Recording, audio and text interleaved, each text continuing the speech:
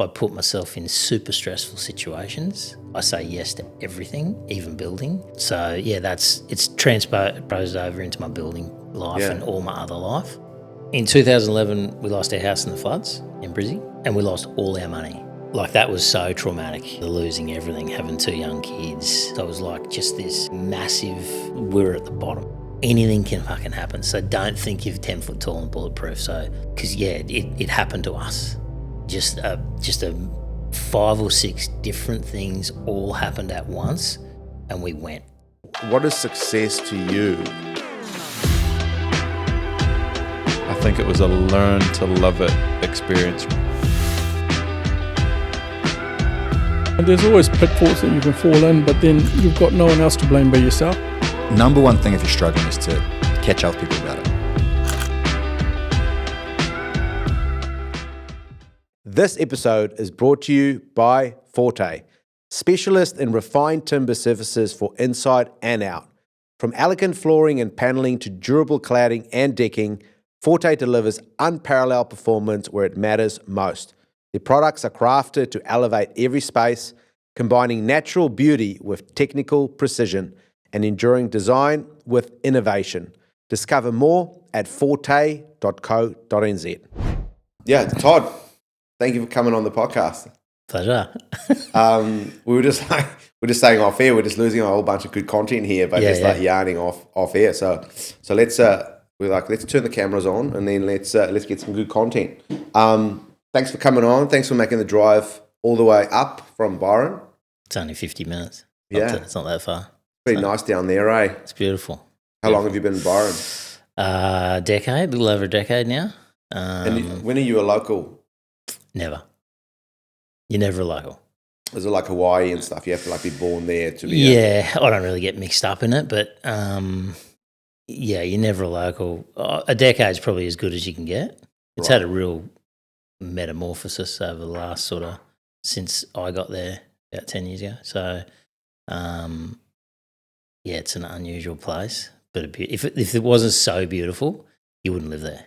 Right. That's going to be super controversial. But, although I've got 1,300 Instagram followers, so potentially no one's listening to me. No, it's good. I want to get into it. Pretty much the theme through all our episodes here is when are we moving and where are we moving to? Me and all the boys have been talking. Last night we've just been going, having some beers, and then we're like, boys, so we got to move here. We got to convince the wives to get over here, you know. How old are you? I'm 39. Fuck. Yeah, I'm 51, so yeah. You're a baby. Yeah, I'm a baby, yeah. It's good. I like that you just said that. Made me feel like young again. That's good. I am a baby, actually. Yeah. How's this lighting for my crow's feet? Perfect, mate. Thanks, mate. I've got the crow's feet as well, to be fair, already. So we've just been thinking about moving here. We checked, because obviously we did a bunch of stuff, client shoots, and we did some podcasts, but we've been here on the Goldie. It's been epic. Dan, who's 21, he just wants to take us to surfers, and I'm like, mate, this is fucking shit here. And so there's way better spots. Dan just wants to take us to Fabric. Which was Melbourne in my day, something like that. Yeah. Only the locals will know that. And and we've been cruising around at Northern Rivers and Byron and Bangalow and all the good spots, So we've had the GC is just too busy. Too busy, yeah. At least Byron, there's no traffic lights. There's 2 zebra crossings. And that's it. Yeah. So you can get anywhere within minutes. That's the beauty of it. So when you get to, especially my age, with all the head noises and the head traffic I've got, it's just a really good. I couldn't live here. Even though it's beautiful, GC, I just couldn't get in the car at the end of the work or go to get milk or anything and have all that pumping atmosphere. My brain's past that. It can't cope with that anymore. Let's talk about your upbringing. You look like you've lived a few lives. I have lived a few lives. Where did you grow up? I grew up in Toowoomba. So I'm the youngest of, which will be obvious, but I'm the youngest of 3 boys. And good family, super good work ethic. My old man and my mum, just a mad team. So yeah. And what did they do for work? Oh, Dad my mum always says, "You're your father." which is a good compliment, but also not as well sometimes. I would have liked both my brothers had careers where they just one's a policeman, 25 years. My other brother was a valuer, but then ended up like a global real estate with a big firm, 30 years in the one job. Whereas me, they all just go, oh, what the fuck's he doing now? So, I don't know where I was going with that. But your dad, we're talking about your dad. Was he similar? Yeah, so he, back in the day, say he's 1940 he was born. So back then you didn't really need a degree for stuff per se.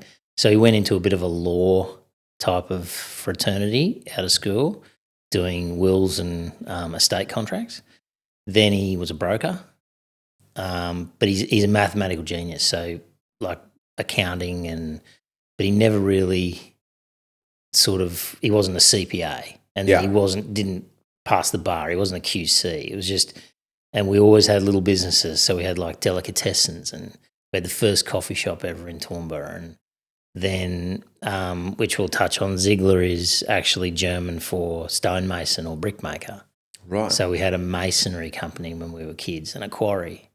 So, but he wasn't the worker. He was the businessman behind it, but a grafter. So I just kept the name. So it was R.C. Ziegler and Sons. It's still there. It was a masonry company.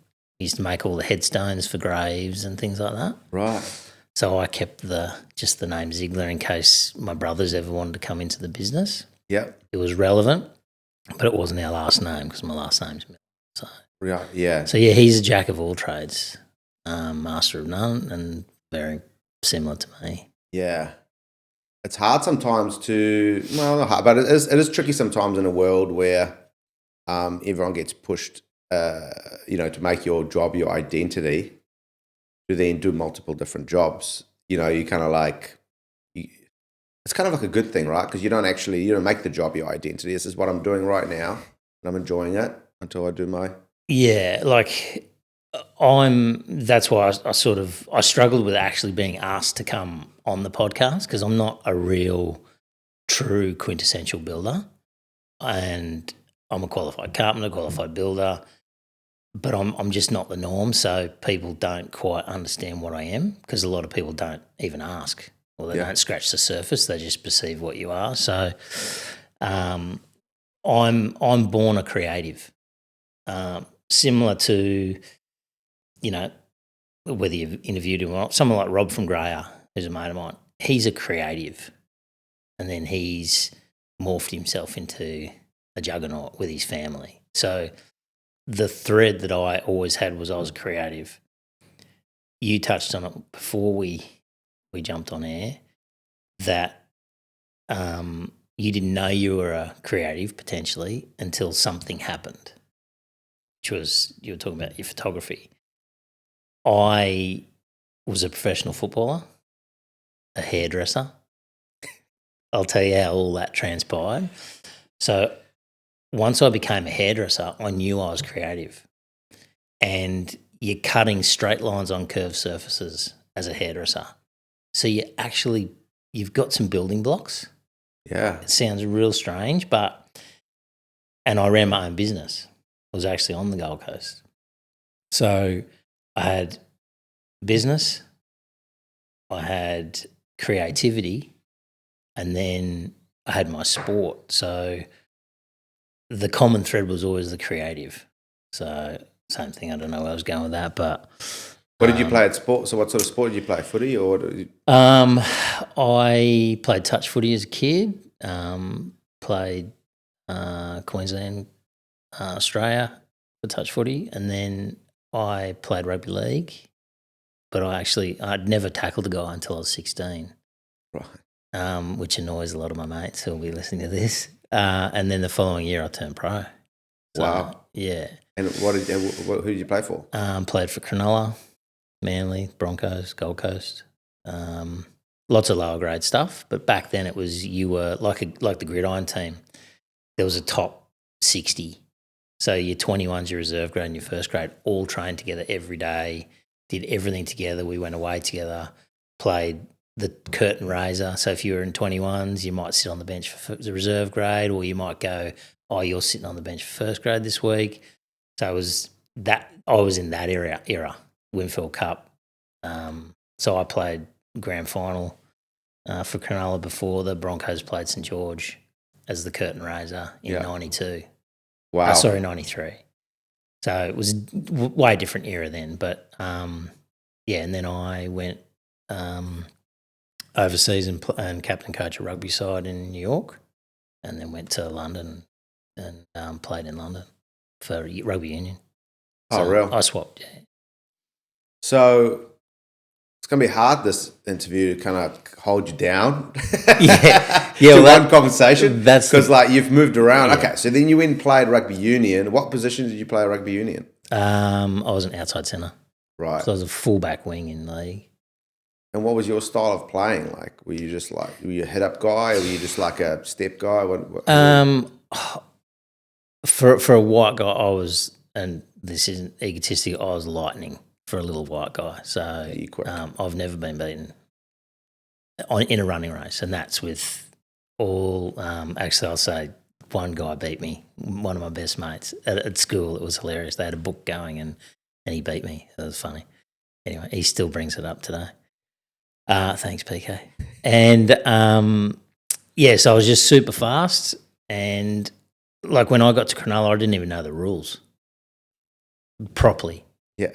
So I'd be running back to get the ball as a winger, and my fullback, who happened to be Dave Peachy, played for Australia, would be telling me what to do. What you can do and can't do. What I can and can't do.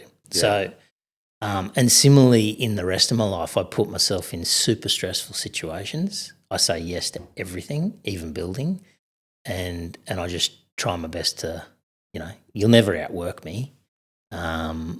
So yeah, it's transposed over into my building life and all my other life.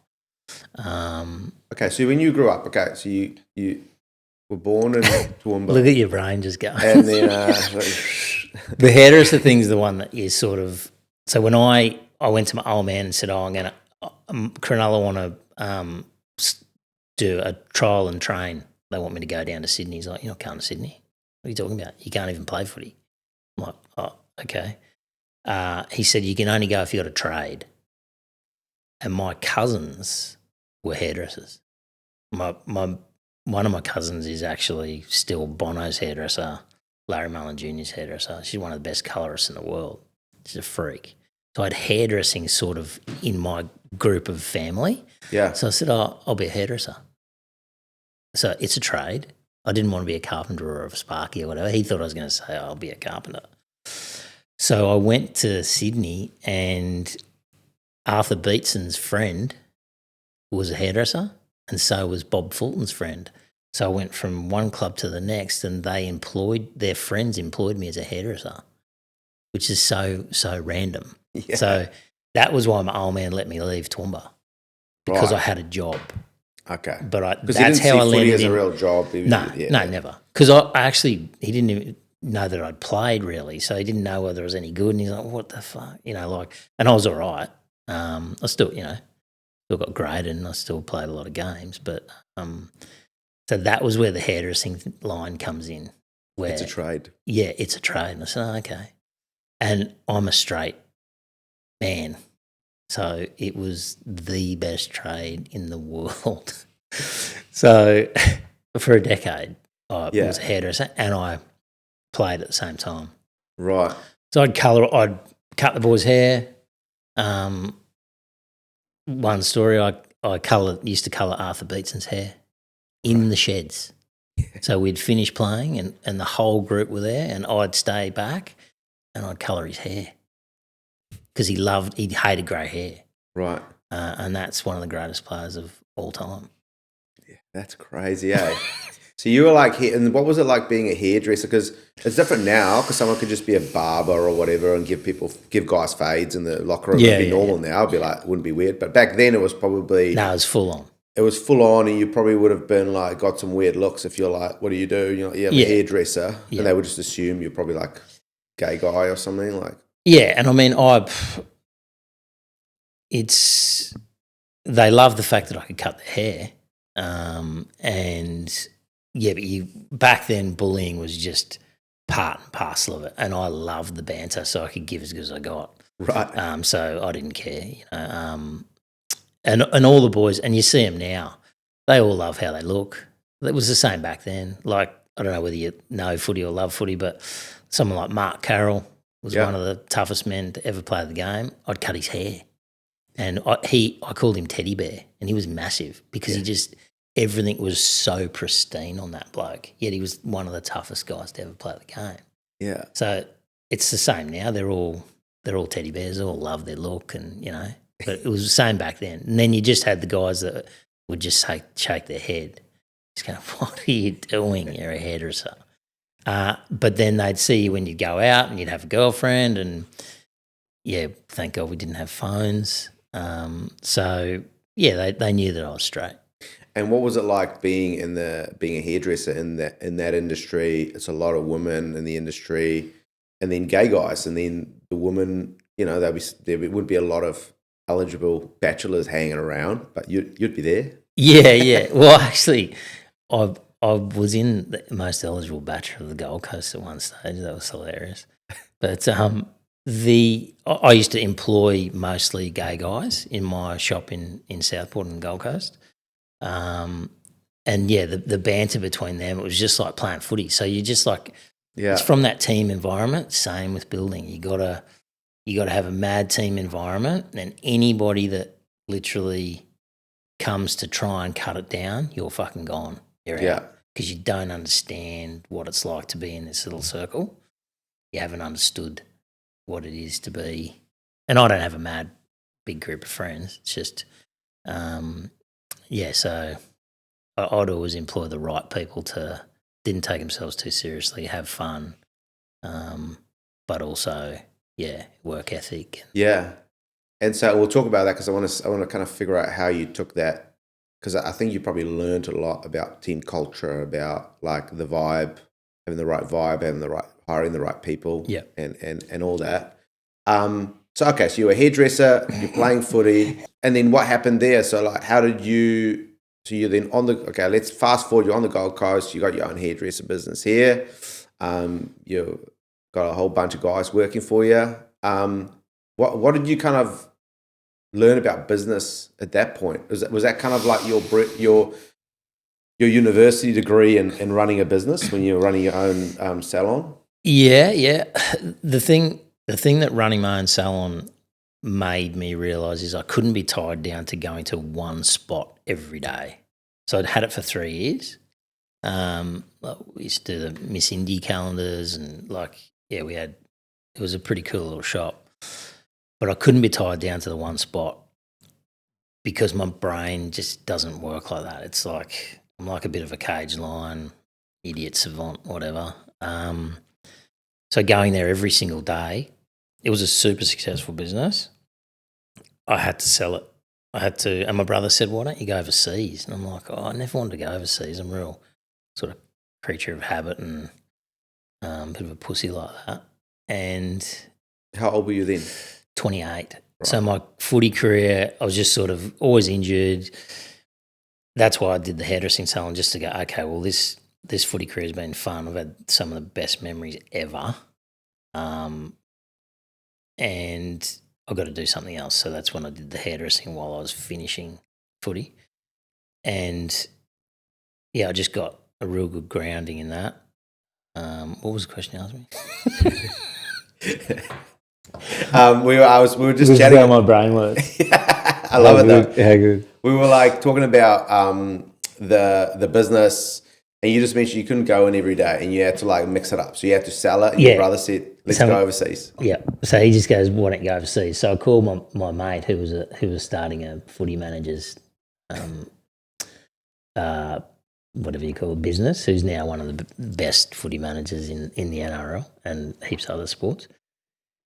And I said, I want to go overseas. He goes, "Where do you want to go?" I said, I want to go to New York. He goes, "Well, every college in America plays rugby union." And it was right about the time when Rupert Murdoch started a rugby league competition over there. They used to wear the Super League jerseys and shit. I said, I don't want to play league. I want to have another experience. So he got me a captain coach job in White Plains in Stamford, Connecticut. And my hairdresser cousin was living in Alphabet City in New York and had her own salon. So I had a bit of a, because I'm the youngest, you're still still a little sort of baby in your own sort of brain. So I'm like, oh, fuck, I think I can do that. So he got me a deal, went over there and captain coached this side from last to, we didn't win the final, but into the semis. And that was just the best experience. I can't even explain it. It was hilarious. These blokes would just run through a brick wall for you. No skill whatsoever. Now they have. After another sort of 20 years, they got some mad skills. But, just coaching these guys to play rugby union. And I only played rugby union for 2 years prior to that. So I hardly knew the rules myself. So throwing myself into a stressful situation where I really didn't have the credentials to be doing it. But, mad memories.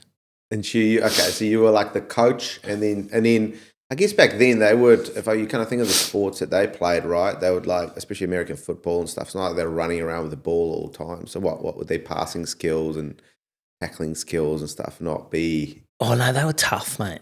Yeah, they were tough, and they picked up stuff really quickly. And right. Lateral passing wasn't a great gift, but because I was a back, I had that, and touch footy. So we just used to drills after drills after drills of just that stuff. Yeah. I knew they were going to throw themselves into a tackle, and don't forget that the other team wasn't that amazing either. Yeah, for sure. So it was still a decent sort of, it was a decent level. Yeah. And then, now that lots of expats have gone over there, lots of Aussies and Kiwis have gone over there, and they've just got better and better and better. Yeah, for sure. And then when you came back, what was next on the list in terms of what? Did you get into to the construction game, or how did that work? No, so I went to Canada, and then I went over to London. So my original, it was just stop to New York to play for a bit. Then the eventual was to get to London, and then I played for London Welsh in London. But I didn't go over there to actually play. Yeah. I missed it. So I just called up a side and went and trialled and trained and then just played for them. That was second tier. While I was there, I worked in a bar in Chelsea where I lived. And people are just going, this guy's a weirdo. But anyway, these two ladies used to come into the shop every day, and they'd be putting plans on the desk. So this is the sliding doors moment for me. They were putting plans on the desk, and they'd leased the shop next door to the bar. And her name was Marin, and the other lady was Oksana. She was Russian. And I used to serve them every day and got on well with them. And then I said, what are you girls doing? And they sort of, showed me the plans and everything. And I ended up co-designing the shop next door for them. It was one of the first day spas ever, like clawfoot bars with milk bars with rose petals and all these Russian potions. And so I designed this same thing, putting myself into a stressful situation, having no credentials. And I became the general manager. And I'm talking like Madonna, Kylie Minogue lived in the same street. I'm talking about serious ballers were coming into this shop. And I lived downstairs with my now wife in a room with no windows. So we built ourselves a room in this 2-story shop. So that was when I realised, because I employed a local builder to build it, and then I became his labourer. Right. So that was a roundabout sort of way of saying that. So that's when I realised this creativity is in me, and the only way to get my creativity out is to actually use my body as the labourer to learn off the builder instead of doing like an architecture degree. Like I came back, this will jump forward, but I came back from overseas and I said to my dad, I think I want to be an architect. Because it had all sort of I didn't want to use my body anymore because my body was fucked, which we can touch on again, spinal fusion, shoulder recos, the works. Just from all the footy and, yeah. Plus, I was a bit You're of not like a big guy compared to like a lot of the other guys. Yeah, but I'm a bit of a genetic mutant. I had a few things from birth that I didn't realise. I was never meant to play contact sport. Oh, right. Long story. But so when I came back, I said to my old man, this is classic, Dad. Dad, I want to be an architect. I need $50,000 and I want to go to Bond Uni, which is just up the road here. And because you can sort of not buy yourself a degree, but you don't need the because school was not good for me. Like I just got into every sporting team I possibly could and got the worst grades ever because I was never there. I couldn't deal with school. Yeah. The teachers hated me, and I was just like, anyway, the quintessential class clown, and had a shocker. And the old man goes to me, "You're not smart enough." He goes, "You can't even do maths." So, because architecture is a lot of mathematical type of stuff. Forgetting that, and the old man didn't really realise I was creative because my creativity was in the hairdressing and then overseas. So he's not with me. He's not seeing that. Yeah. Yeah, so he goes, "You're not smart enough. You can't do it." And I listened to him. Lucky I did, because then I went, "Oh, how else am I going to do this?" I went, "Righto, I'm going to do a mature age carpentry apprenticeship." And I had some money, a little bit of money from footy. So same again, put myself in stressful situations. I employed the builder. And the only way I would employ him is if he put me on as an apprentice, but I was the developer. We were building my 2 houses side by side. So does that make sense? Well, yeah, it does make sense. I'm just going to think of the scenario. Who's the boss here? Yeah. No, and I know my place. Yeah. I know my place. So, as you say, you'll never You had to outwork me. put different hats on at different times. And his son taught me how to build. Right. And then my dad was building some apartments in Toowoomba, so I used to drive from Brisbane every single morning after I'd finished building those houses with that particular builder in Brizzy. I drive to Toowoomba, and I worked as a second year apprentice underneath my father's builder, building these student accommodations. That guy, his name was Mark Lynch, he was a freak. Like he taught me everything I needed to know about building fast, efficiently, cost effectively. So he was a real not sliding doors, but if I hadn't had him, even though I was employed by my dad, I still outworked everybody anyway. Yeah. So there's no trust fund baby here. It's literally... Yeah, it was foundational stuff there with him. Yeah. So that was... I'm not sure if that even explained how I got into it, but I ended up I was a mature age apprentice. Right. So after having those 3 lives sort of thing to begin with, which got me to that 28, 29, married, wife's come back with me from London, and at that stage after footy, you've got nothing. Yeah. You got nothing unless you've done a degree or unless you're going to go on to Channel 9 or whatever. And, I didn't play high enough grades to even bother even thinking about going anywhere. And podcasts weren't a thing then. I could have had my own podcast. You probably would have been good at it. No. People would be like, I'm switching this guy off. His voice is annoying me. So that's and where what was that like with and how long were you married already then, or was your wife just your girlfriend? Or no, we were married. How what was that like with her? Did she like that part of you that you were just like, you just sort of it's exciting, it's adventurous, or was she just to begin with? Yeah. The only people that understand what it's like to be a builder is another builder and your wife. So not even another trade. A sparky, a plumber, everybody. They have no clue what it's like to be a builder.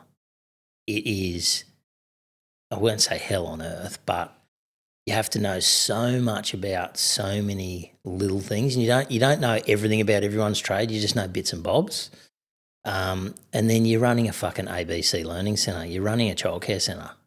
Like for people, it's man management, it's logistics. It's memory recall. a lot of it's not about actually the building part. It's about getting everybody together and getting all the pieces together and the people together to actually construct it. So it's only the wives. No, Only the so wives. it was probably exciting to begin with, and then she was probably like, "What have I done?" Because we've moved 31 times since we've been married, since we got back in 23 years. Wow. So, That's a lot. Yeah, Because because sort of award you should get, like some sort of record, I think. And was that just from you doing places up and flicking them, or was it just like moving around? Why did you move so many times since you've been back? well, I've quit the industry about 3 or 4 times and had other little restaurant for a while.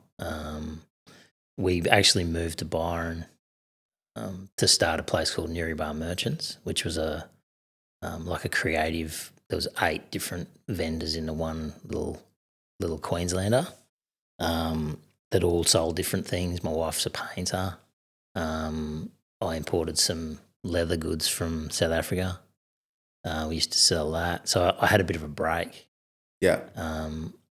So I don't even know what you asked me before that. Here's my ADHD. So talk to me about again. moving to Byron, and then we're going to talk about you running Ziegler out there. What was it like moving to Byron? What were some misconceptions you had about moving out there versus reality? I just remember what that thing was too. In 2011, we lost our house in the floods in Brizzy. Wow. So that was, and we lost all our money. So that was the move. We said, righto, in 2011, we had properties and we had our own house. The water went right over the roof. So everything, all our money and any bank that we owed money. So you'd have a block of land that was worth $800,000 and you might have a mortgage on it for $600 and it's only worth $300. So you're virtually trading insolvent. You're fucked. So it took 3 years for us to. I built the biggest shipping container house in the world on Grand Designs. I did that, ticked that box, sold that, paid everybody who I owed any money or family or anything, gave anything back to a bank. And I just said to my missus, where do you want to, let's move, let's go, I'm out of here. And we went to lunch with my sister-in-law's birthday in Newrybar, just near Bangalore, where you boys were. And on the way home, my wife and I bought a block of land. But we bought it, signed for it, and then I had to ask my old man for the $300,000 to buy it. So that's how broke we were. So that was 2015, we moved there. And that's a decade now. I've made a pretty good living in 10 years down there. So doing a multitude of things, but that was why we moved. I just needed to get, that was so traumatic, the losing everything, having 2 young kids, your missus, and it wasn't. Also, the restaurant that I had prior to that, the business partner of mine stole $350,000 off us. So it was like just this massive, we were at the bottom. But it was the best thing that ever happened to me, ever. Never lose my money again, but it was the best thing ever. Why was it the best thing that ever happened to you? Because I'm a builder I didn't go broke from doing the wrong thing or, not being able to run a business. I went broke, not bankrupt, but went broke through no real fault of my own. So, and we had a fair bit of money. We were really comfortable and, so it can happen. It doesn't have to be your own doing or from your own volition, anything can fucking happen. So don't think you're 10 foot tall and bulletproof. So, because it happened to us. Just 5 or 6 different things all happened at once, and we went. But it wasn't me going, I'm going to buy that block of land and I'm going to build that house. I'm going to make $400,000 and my decisions. So that was why I now make real strategic plays so that I don't ever lose my money again from my own choices, but still in the back of your mind, anything can happen. Yeah. The world can implode. Who the fuck knows? Was that almost like a way of getting rid of the ego a little bit, and you kind of just know anything can happen at any time, and you just sort of go with it a little bit more, and yeah, you don't think you're the man? You definitely need ego to do what we do. So I never want to lose that. And that can be misconstrued for arrogance or whatever. But as I say, you'll never outwork me or you'll never outthink me. I'm self-funded, but so it's the ego. Yeah, it was a huge blow, but you get to just clean the slate. So the footy's over, everything's over. You move towns, so that's where I said everyone moves to Byron to reinvent themselves. And good or bad, like that place. Wow. What's it like living in Byron Bay? If it was, as I said, if it wasn't so beautiful, you wouldn't live there. It's pretty poisonous. It's full on. Like the builder bashing is mental. Each builder just bashes the other builder. Like the shit talk about each other's pretty bad. The sub trades aren't too bad, but everyone takes themselves way too serious down there, and they don't know my story. So they're like, well, where did this guy come from? Like, what? Why is he like? When we got there, no one wore a branded T-shirt. It's like, what? Like your brand's everything. Look, you know what I mean? Yeah. You got there and it was like too much for them almost. And I love brands. So, yeah, we just went boom and we took everything for 5 years, because a large clothing company at the time, one of the best female companies at the time, came to the shop in Newrybar because I was retired from building at that stage, remember? And she goes, I want you to do our flagship store. And I'm like, I want you to co-design our flagship store. And I'm like, who are you? I didn't even know what Spell was. It's the largest, like it's full on, was full on. And I said no. And then I ended up doing the boutique, designing and building their house. But when I got there, and still, I don't have a New South Wales builder's license. So we'll touch on this. And this shits the hell out of any builder that lives in Byron because they don't understand why I don't. So I had my Queensland licence for 15 years, moved to Byron and I'd retired, remember? I don't want my licence. I gave that one back. I'm out. So I left that life behind. When I got down there and the Spell girls said they wanted me to do their shop, that day my cousin had texted me and said, get me out of Toowoomba. And he had a Queensland licence and a New South Wales licence. I said, all right, I'll give you half the company. You come down. So he's got skin in the game, which all business partners have to have. And I love having a partner because of the footy. And he was my cousin, but he's hilarious. So we had the best 5 years. So he was the licence and we had a company licence. So, and then when he wanted to go out on his own, he built Shelley Craft's house. He went out on his own, which is cool. That 5 year period was great. Shook hands, we're out. I quit again. So I built my own house, own a builder.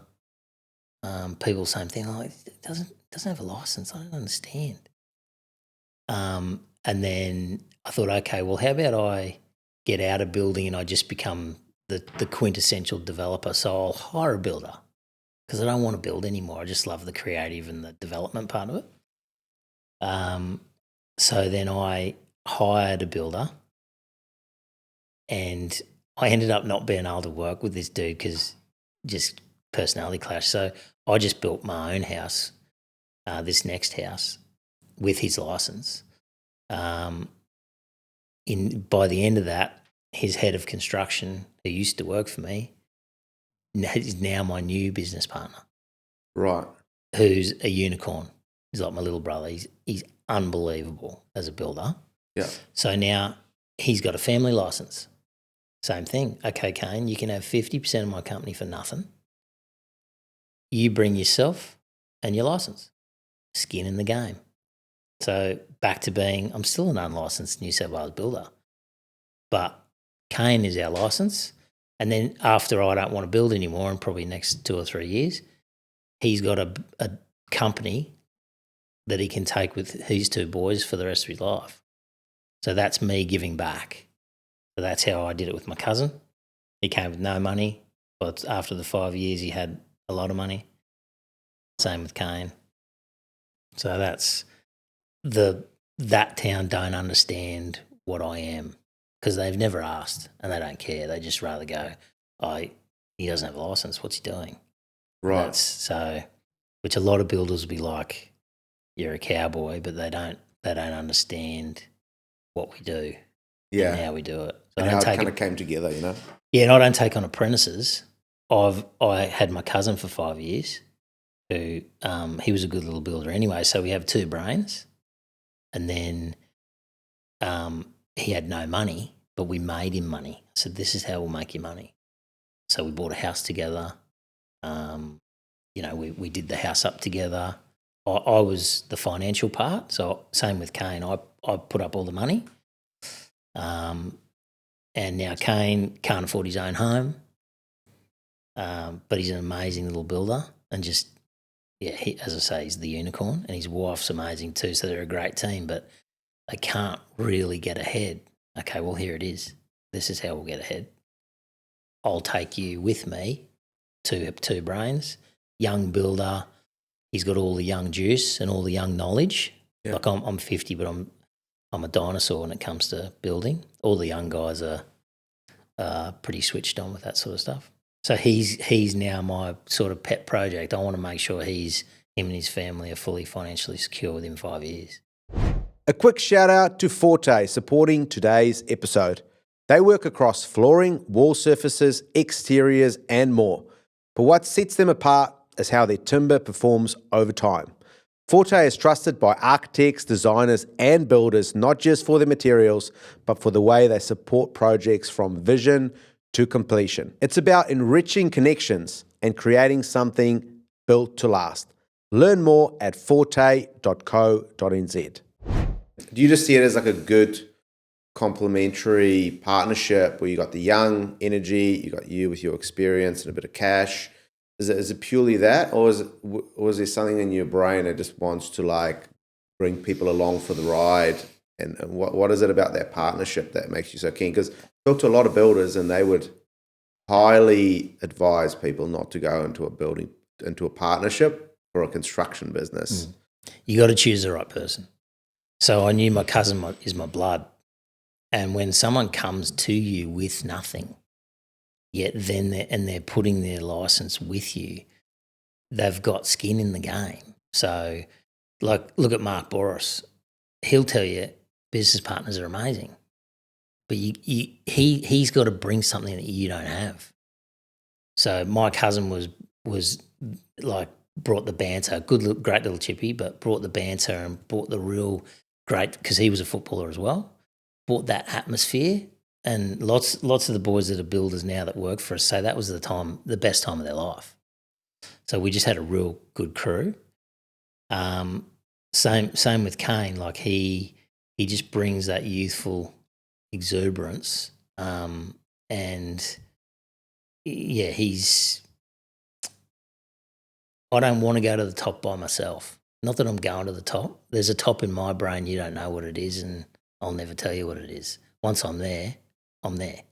I've just got that in my brain. So I just don't want to go by myself, and that's that team mentality. I don't understand builders that necessarily are just by themselves. They have big teams, but even the boys from Greyer, it's his brother, it's his father, there's a real family atmosphere. Yeah. I need that, and I need the banter, and I need to be able to talk to people, and because when you're a builder by yourself, you're alone. You go to site, but you're alone.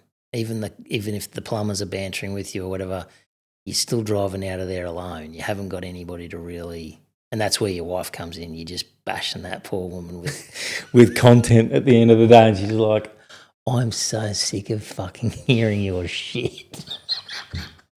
It's like, like she needs a medal. But that's where the partners are great for me. And you can see how my brain works already. Like it's all over the shop. Yeah. But I get it. Sometimes, a problem shared is a problem halved. having a business partner, then you don't have to dump it all on your wife at the end of the day, you know. Yeah. And you can actually talk things through. Yeah. And Kane worked for me prior to that. So I know that kid's got it. Yeah. And his actual chippy partner in our crew, a young kid called Benny Webber, we helped him get his builder's license. And now he's one of the better builders in Byron. So that's real Cool. like pleasing for me. It's pretty Yeah. and that I meet him all the time. He rings me all the time. Like we just I just love the fact that he had the balls to do it. And he's not the best builder in the world. He's not the most organised person in the world, but he gets it done. He's getting better and better. Builds a real good product. I just don't put my hand up and go, I'm the best builder in the world. Like down there, it's a bit like that. And the chippies, they're the best chippies you've ever seen in your life, because they'll tell you they are. But they've never chippied with their own money.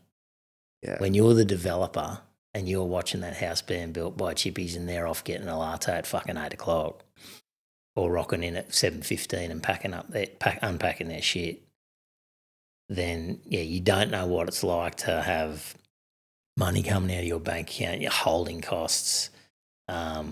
It's all cost plus down there too. See, so can be a bit relaxed. Sometimes. Yeah, it's way more relaxed. So you can there's some really amazing builders down there, but on a cost plus job where you got an open checkbook, who can't do it? But when you're the developer, or your client said, well, I need this finished by such and such a date and I've only got this much a square metre to spend, you've really got to be clever. Let's talk about your company now. What does that look like now? How is it structured? Have you got how many guys you got? The question builders love to ask how many guys you've got. Like the flexing, the measuring stick. How many guys you got? What's the setup at the moment? Well, this is I run as lean as humanly possible. So we've got bugger all. Because we can touch on it later, but you can't really do many jobs down there at once because of the homeowner's warranty, the New South Wales system. Yeah. And that's why there's no houses down there. Got nothing to do with anything else, bar the fact that bureaucracy and red tape. As I say, Queensland builders don't know how good you have it until you leave. And I've done both. So the New South Wales, they're kind of like insurance warranty system's side. Broken. It's way worse than it's broken. It's like I can't even explain it. There's a couple of builders down there that are trying to get things going, get a little bit more recognition or understanding about why it's so bad. But you've got a place down there that at any day, like I just built an $8 million house last year. Now, an $8 million house, there's only about 3 builders down there that can build $8 million a year because you're in tiered systems.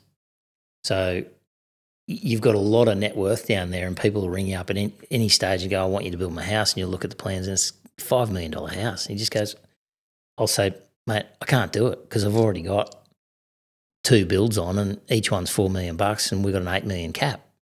Then you've got to go back into all your assets have got to go back up again every 6 months. You have a bureau looking at you. It's hard to explain. Whereas it's not conducive to growing the business and scaling it. No, so it's very hard to scale it down there.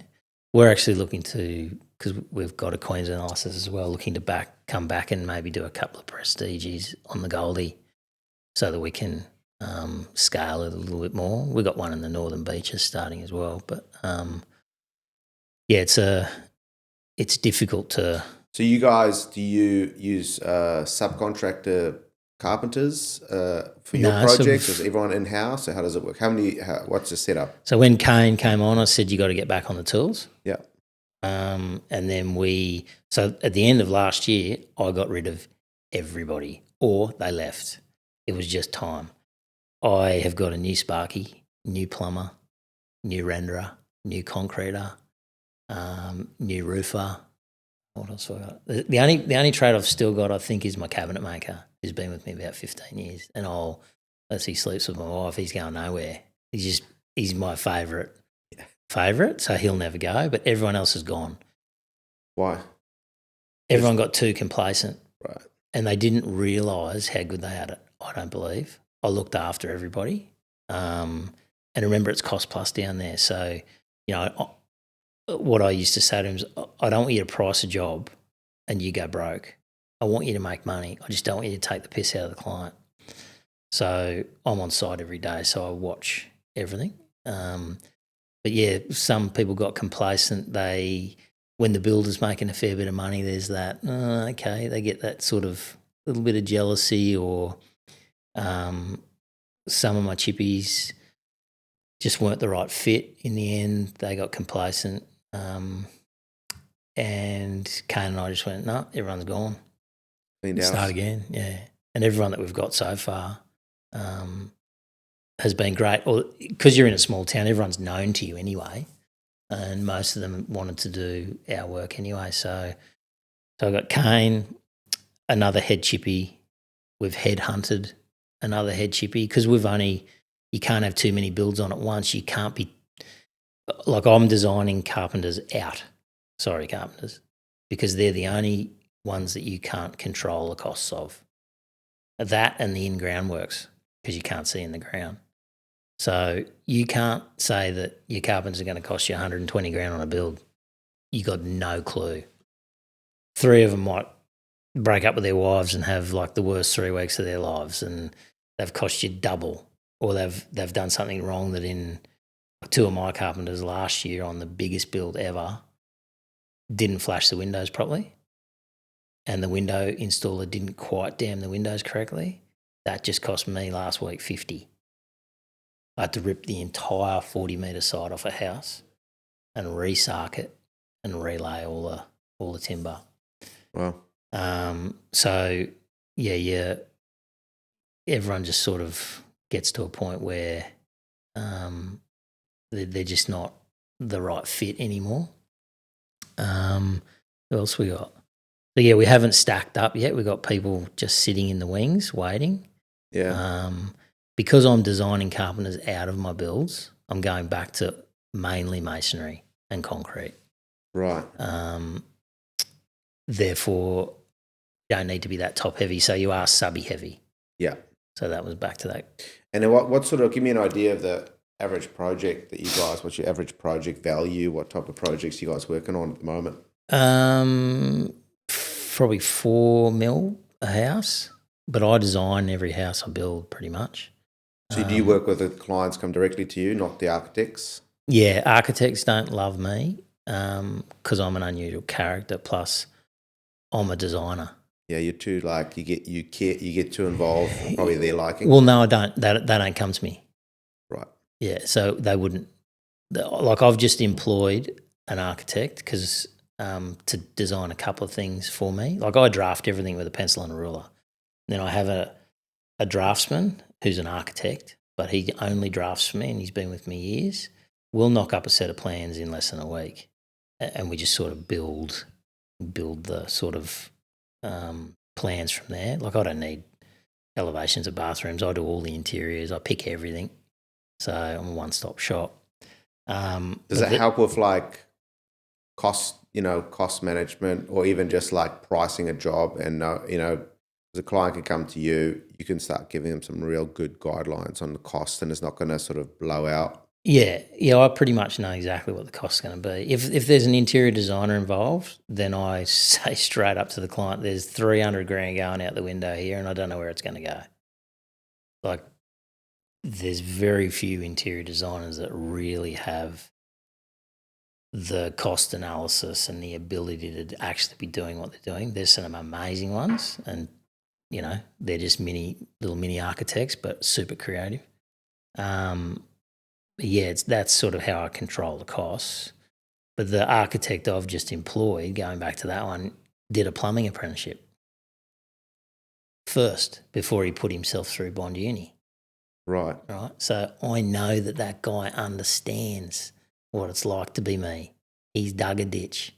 he understands costings. He understands everything. So, and he doesn't take himself too seriously. So when I interviewed him and he interviewed me, we got on really well because he just wasn't the quintessential. Yeah. I am meeting another architect next week for another potential big job, and same thing. He's come from my cabinet maker, therefore he knows what I am. And when I spoke to him on the phone, I said, if you want this house to be pink, I'll do it. But if you want any engineering help or if you want any building help, I'll give it to you, but only if you ask. Otherwise, I'll just build it exactly how you want it, and so will Kane. But lots of the architects won't come to us because they think that we're going to try and dominate the design process. Yeah. No, we'll only give you advice from our years of knowledge if you ask for it. Yeah. So, and then those clients that come to you now, is it just like word of mouth? Do you do a lot of marketing? Like you said, you love putting your branding on everything. Is that played a part? Because I mainly, like the house I just finished in town is just being bought by the RSL. So it's an art union prize at the moment.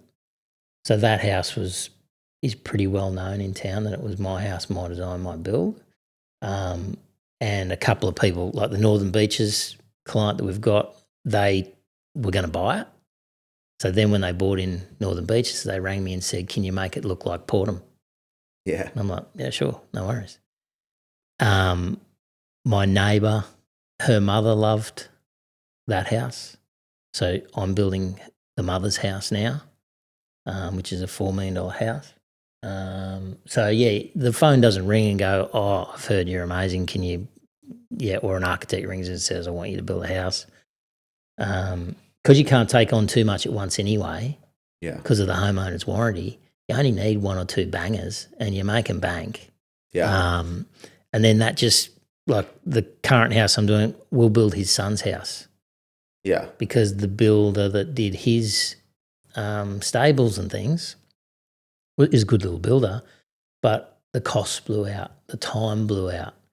And so the son's watching his mum's house being built and he's saying to his mum, which I said to his mum would happen, he's saying to his mum, oh, I've got to get Todd to build our house because of the efficiency. It's like being in the army, just everything's coming, everything's ordered. I know exactly when shit's coming. Because I'm intrinsic.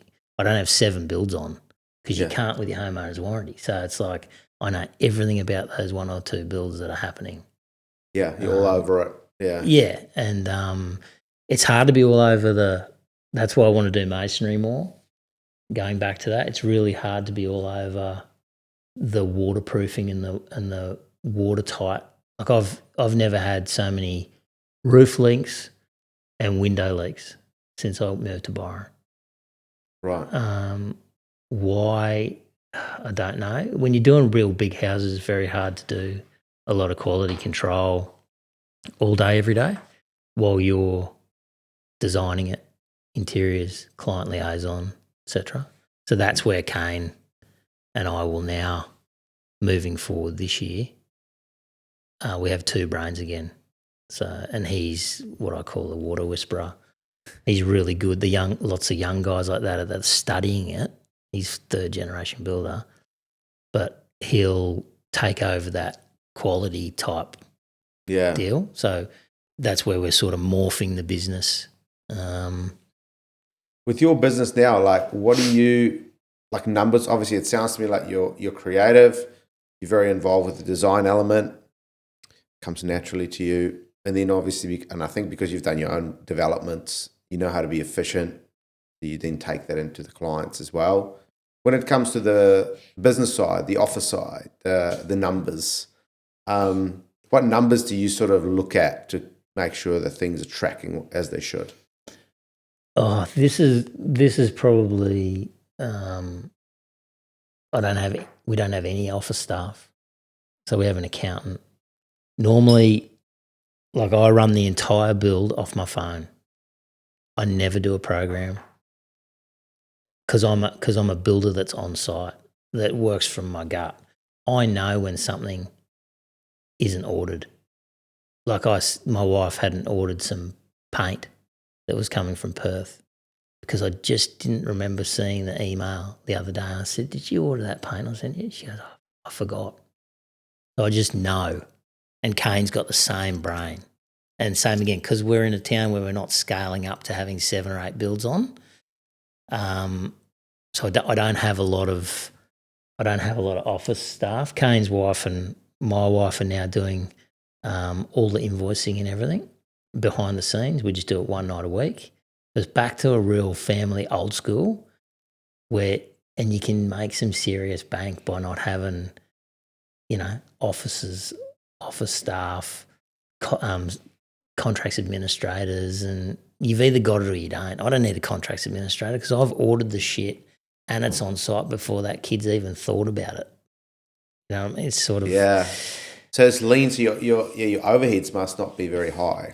No, which causes a bit of a tax issue because you don't have a lot of deductions. So, whether it's a good thing or a bad thing, Kane and I just went and bought 2 cars before June 30 because we made a fair bit of dough last year, and then we'll just depreciate them over 36 months. So that's a deduction. Yeah. We pay the wives. We don't need an office. We might buy a shed out of our super. I don't know. Like, really, anyone that says they know what's to do and what's going on, mate, we're just all winging it.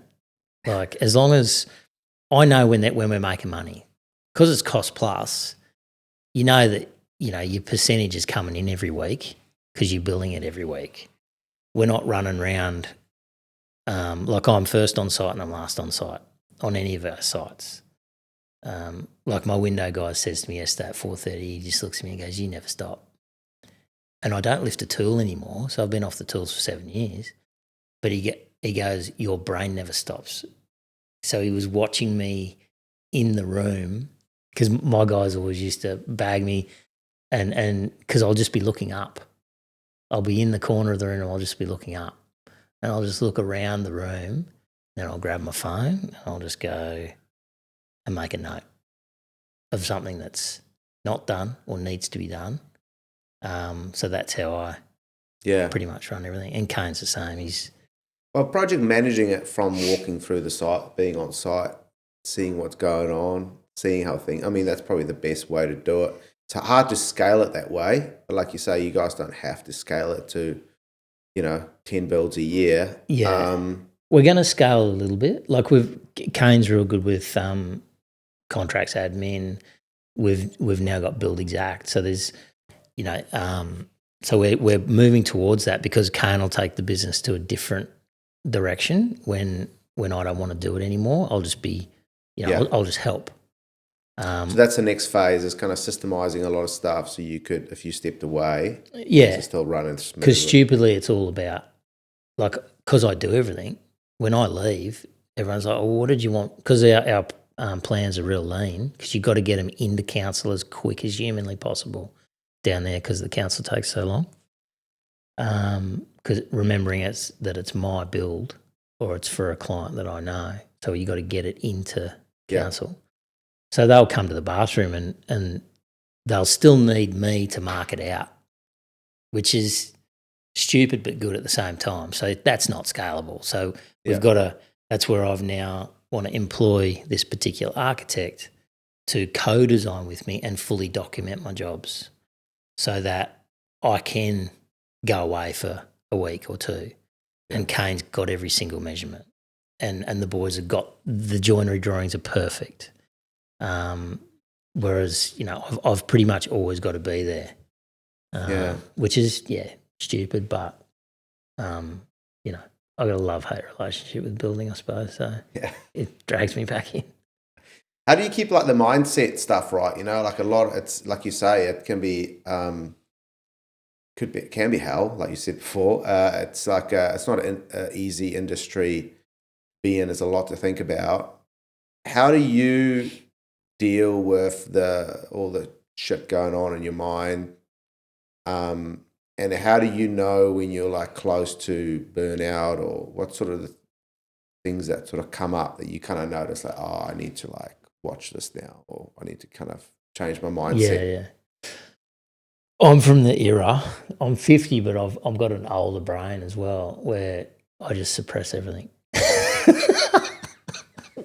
You'll never ever get any mental health stuff off me. I'm hopeless, so I'll literally work myself into the ground. So, my poor wife. I'm changing that. Like I've started to meditate, and You live in Byron. yeah, I've started to meditate, but I don't have a lot of hobbies. I don't have a large group of friends.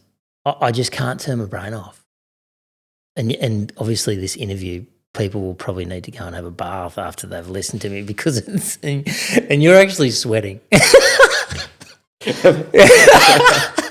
Because, yeah, it's my brain's all over the shop. It never stops. But on the other hand, it is so meticulous.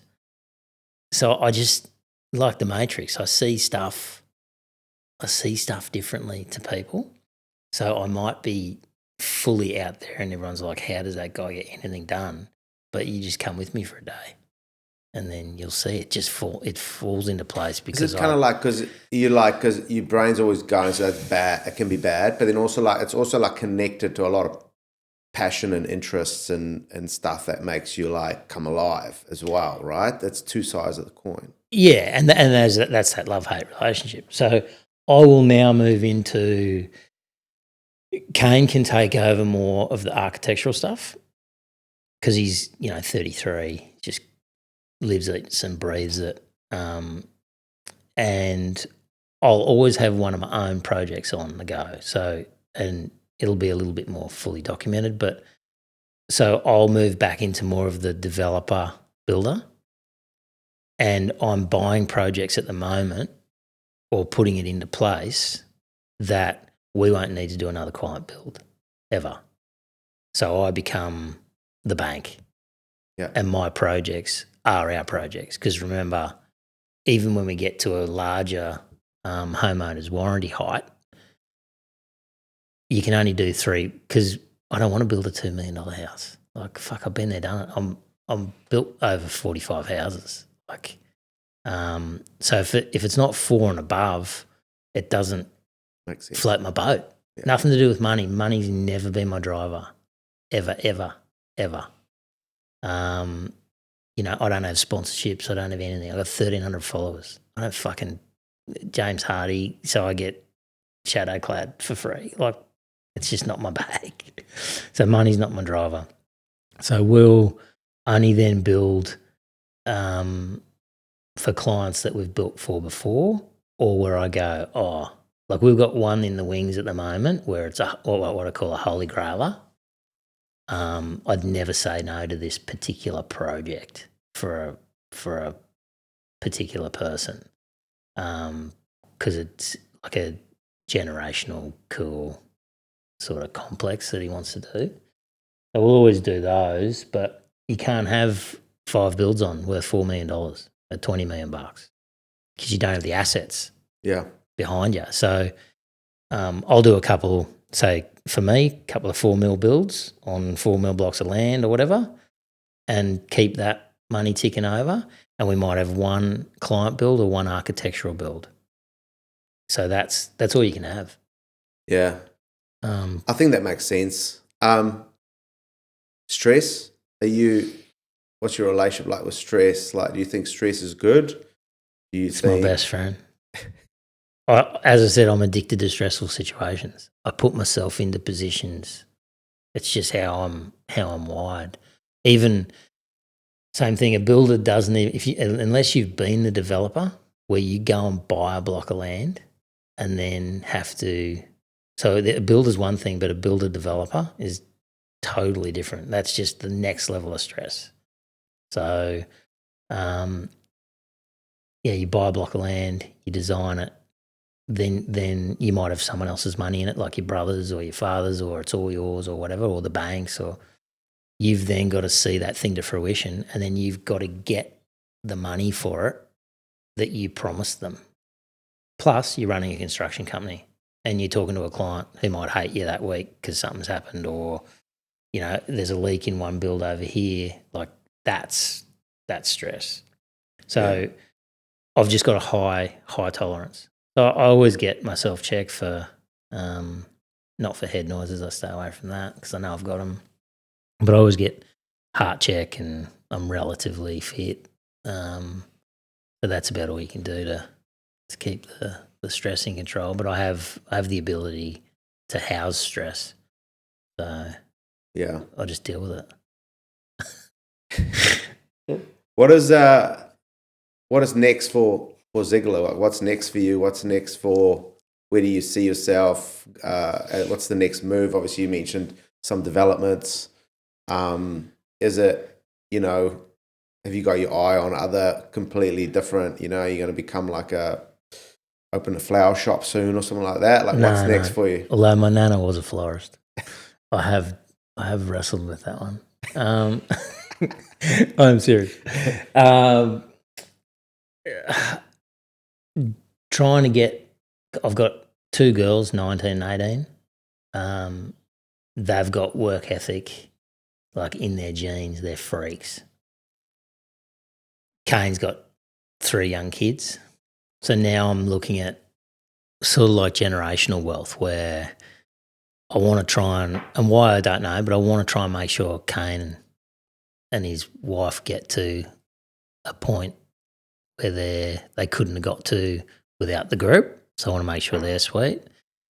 I want to work a little bit less so that my wife hates me less, and spend a bit more time with my kids. But I actually want to teach my girls how to do what I do. I want to potentially buy something, because they're not going to be able to. Yeah. So I want to try and buy something, show them how to build just a speccey on it, and either a Metricon core or whatever. I won't build it because we can't compete with them. And then turn that over. So control it, obviously, because I'm a control freak. All builders are. But just show them the process. Show them what to look for. Show them the process, yeah. And show them, your principal place of residence is the only time you make money. Serious dough. So hence why I've moved 30 times. Sure, the first 15 got lost because we went belly up with the floods, but all the moves after that have been strategic to create generational wealth. Like, I've got 2 kids to make sure, like, genetically, biologically, I'm the breadwinner. My wife is a great contributor anyway, and we're a team, but the buck stops with me. That's where I've got that old man type of brain. So, moving towards making sure that if Kane's boys want to come into the business, it's a great little business that he can bring them in.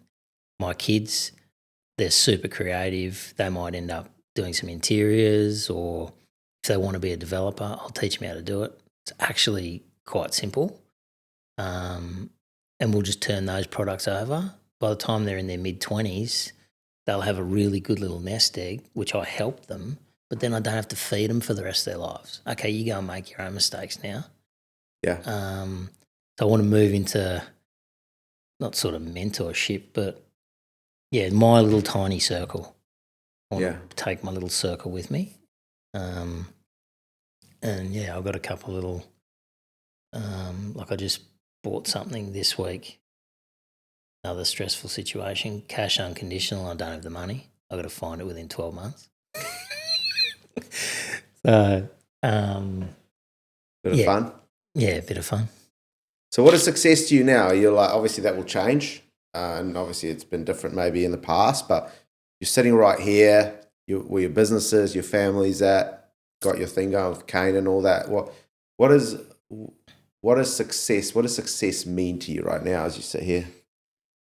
We used to say if I owned my own home and I had $1 million in the bank and a cool car, I'm done, I'm out.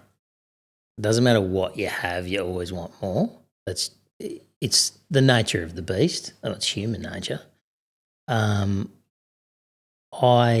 never stop. So I don't think I'll ever be successful in my own brain. I'm my own worst critic. So success, I don't think's ever coming for me. I don't think I'm ever going to feel like I've achieved what I should have achieved, because I've done so many different things. You get a little bit of imposter syndrome too, where you're not quite sure of what you're put here for and what it's all about. So I don't know whether success is ever achievable for me, but that drives me. So to get to whatever dream I've got in my head, and when I tick that box, like I quite often just send my wife a tick on SMS, and I'll say tick, and off to the next. So success, I have no idea what that looks like. As long as my kids are good, my wife's relatively happy, I think that's successful. But I've got to generate things. Otherwise, I'm half nuts as it is. So I'll go nuts if I do nothing. So I've got to strive for the next thing, whatever I've dreamed up.